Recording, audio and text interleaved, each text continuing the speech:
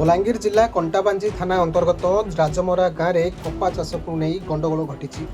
गाँवर नदी रणा जमी में कपा चाष करते चाष को किए नष्ट कर देखि स्त्री नीलेन्द्री रणा पाटितुंड करते।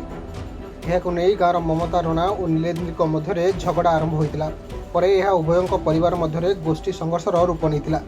आक्रमण में सौदामिनी रणा पुओ सुब्रत रणा आहत होता बेले नीलेन्द्री मुंडे गभीर आघात लगी।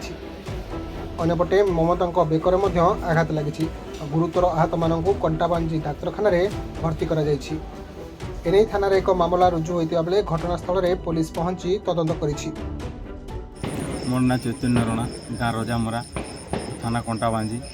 आज्ञा मोर भाउज से सब बेले मोर बैर के मद बोतल फिकुचु गेठी फिकुचु पत्थर फिकुचु बोलिक कपा गज के माड़ी दूचु बोली सब बेले डेली कहूँ 8 दिन 10 दिन हलान जे जिते बेले हेन्ता ना धरिक पूरा डायरेक्ट गाली दूला।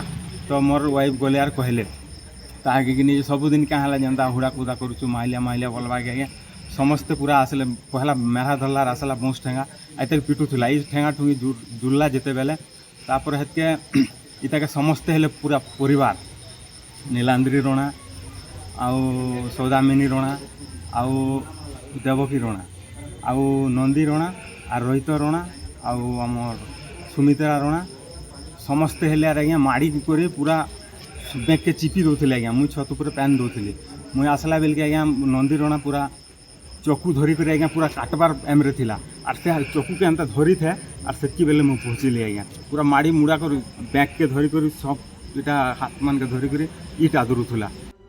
बलांगीर गुप्तेश्वर पृष्टि रिपोर्ट खबर ओडिशा।